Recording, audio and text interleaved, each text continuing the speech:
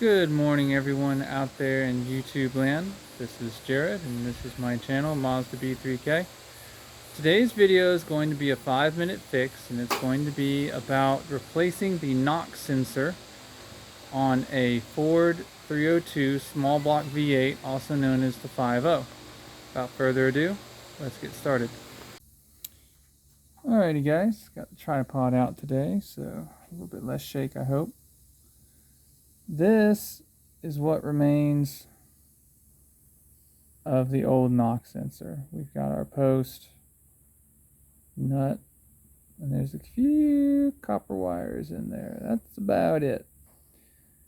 Now, if you don't know what a knock sensor does, as the name kind of implies, it's listening for knock, which is, it's known by a couple of names. It's also known as pinging, but basically it's when the gasoline in your engine is burning at the wrong time. And it makes a pinging sound when it does it. So what this is, to pick that up, is just a very simple microphone. And it's mechanically set to listen, so to speak, for knock, as it would sound in a 302. And if it hears, and I put that in air quotes here, knock, then it will send an electric signal to the ECU, the engine computer, and then the engine computer will slow down or retard the timing of the engine to stop the knock or the ping, because when fuel detonates, or really it burns, but at the wrong time in the cylinders, if you're not careful, damage will result to the cylinder heads, to the piston heads and the cylinder walls, and in an extreme case you could actually blow one of them out. So this sensor is useful if something is going wrong. If the engine is running correctly, you actually wouldn't need this. My truck, my 94 Ranger with a Vulcan, does not have a knock sensor. Runs fine. But this is just a little bit of extra information for the engine computer to know what's up. So here's our replacement. Come on, camera. There you go. It looks pretty similar in this, except for you got your two wires, which where the copper goes. We have our weather seal, and this is compatible with the electrical connector, the other side. But there is a problem, and the problem is here. When you look at these threads, they're not quite the same. The new sensor, the threads are, to use the terms from the SAE world, they're finer. There's more of them. They're put closer together. And the threading on the original sensor is coarser, or the threads are further apart. There's less of them. So this leads you to a couple of options, none of which are particularly good to get this in. The correct way to fix this is you take a twist drill bit, you clean out the hole in the block, and then you take a tool called a tap, and you would cut the appropriate threads for this. This is a M12 dot, this is metric actually. I think it's like an M12 1.5 is the thread here. And I think this is an M12 1.25, which is kind of an oddball size thread spacing. So you would take a tap, retap the hole, but at that point it's bigger than the original hole, so this doesn't fit anymore. You could try inserting helicoil. That might work, but you got to break off a punch in it, a tang. And I don't know if this is a through hole or not, so I don't want to drop debris into the engine. So what a lot of people do, and this is not a great idea, just putting this out there, is they just go ahead and they take the tap for these threads and they just run it in there. And what that's going to do is, the tap is made of hardened steel, and it is going to cut new thread paths. Some of them are going to line up with the existing thread paths and some will not. So what winds up happening is you can straighten it out, but the threads will be significantly weaker. They're not going to hold a lot. But in this case, all we're doing is we're trying to get this sensor to seat on top of the block. It doesn't need to be tight. And honestly, if we're worried about tight, we can put some thread locker on here so that it's not going to go anywhere. And that is probably the option I'm about to pursue, because I don't have a full tap and die. I have a tap and die kit, but I don't have helicoils, and I don't have the other things I would need to make this work in the correct sense. So we're going to kind of redneck it. So I will say this does work. I do not recommend it. If this is your forever engine, I would go get it done the right way, or do it yourself the right way with a twist bit and a helicoil, and you figure out how to make it work. But this is what I'm going to do. This engine is transitory. We're going to eventually put a 351 in it. So if it doesn't work, we'll get by. With all the blabbing out of the way, I will now go ahead and actually get down to business. You might be wondering, well, why couldn't I find something that had the correct post on it? The problem is that for whatever reason, nobody makes, Ford, Motorcraft, anyone else, no one makes the original knock sensor that goes to the 302 anymore. They're gone. So the only thing you can find that will work is this guy. And I'm pretty sure this guy was made for a different engine. It just so happens that the voltage it uses to send the signal and what it's supposed to listen to are about the same. So it works. That's why we had to do that. So before we really dig into all this, you should know your knock sensor is located on the very edge of the block, right up next to where the bell housing would attach, or the transmission. So to do this particular process, because we have to run a tap, this has to be an engine out. You'll see that I have an engine out on the stand right here.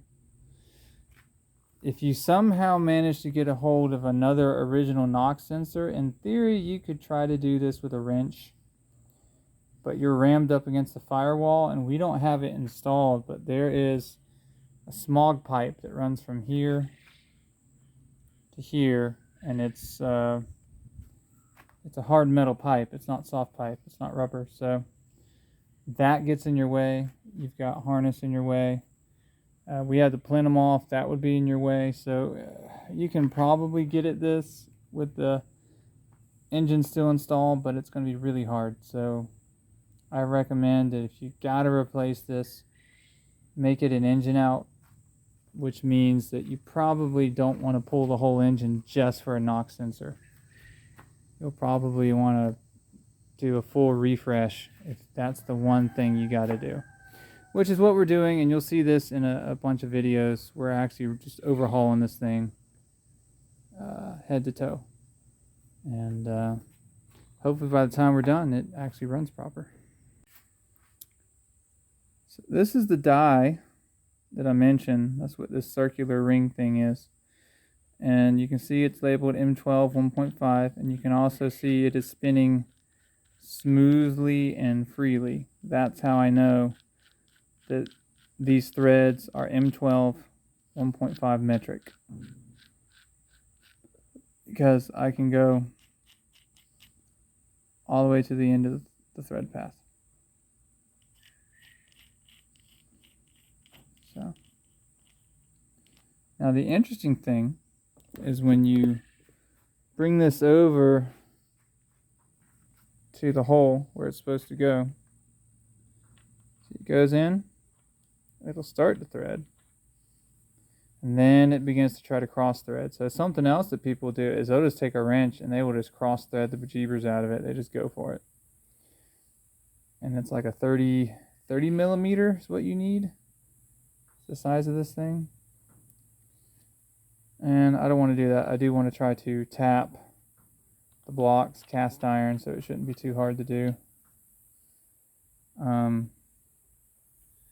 I need to get some more light. That's your hole. I'm not sure if it's a through hole. If it's not a through hole, it wouldn't be a big deal just to tap it and go. But what I'm going to do is actually get my vacuum cleaner. So as I am cutting thread, I can vacuum up the shavings when I go to reverse and pull the tap out, so that nothing is falling through here. Alright, I'm not really going to film this process here of running the tap, because like I said, this is generally a very bad idea. Doing it anyway, particularly because my tap handle is horrible and it will not fit, so I'm having to use pliers, and that's also just a terrible idea when you're doing work with a tap, because you can get yourself out of alignment. Now notice right now we are straight up and down, so we're doing good, but you have to be very careful when you start a tap that you're not going in crooked, because that's how you're going to cut your threads, is crooked, if you go in crooked. So I'm going to keep working on this, and I'll bring you guys back when I am done and we can try to thread in the new knock sensor. Alright guys, as you can see, our knock sensor now threads and nice and smooth until we are flush with the block. See that? So that's it. I had to work the tap, I don't know, 20-25 minutes, because when you work a tap, it's you move it a few millimeters, you bring it back.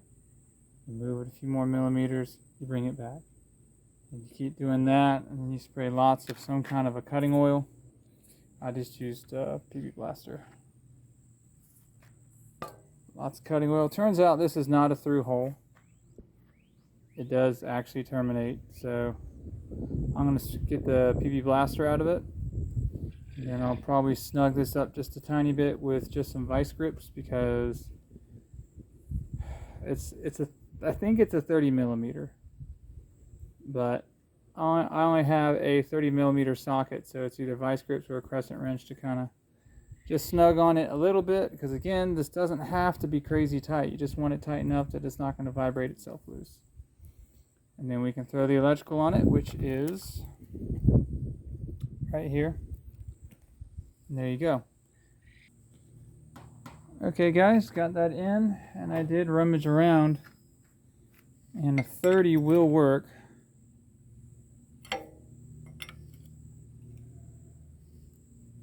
Get it just kind of tight. Alright, I like that. Yeah, I think that's pretty good. Take a look. We are flush and we are tight. That, to me, is a good repair. Again, this worked for me, but because of what we're doing, it may not work for you. Okay, that's it. Knock sensor's good, and I consider this a successful repair. But remember, just because this worked for me does not mean it's going to work for you, because we basically hacked into existing threads and tried to override them with other threads, and that just generally doesn't work well. It doesn't end well. In this case, we got away with it because this doesn't have to be that tight. But just buyer beware. That's all I'm saying, man. Alrighty guys, that's going to do it for our knock sensor replacement on this 1993 Ford F250 with the Ford 302, also known as the 5-liter V8 engine. So if you learned something, leave a comment. I love reading them. I actually really like replying to them, and occasionally you guys come up with better ways to do the stuff that I've done, and I love sharing that knowledge.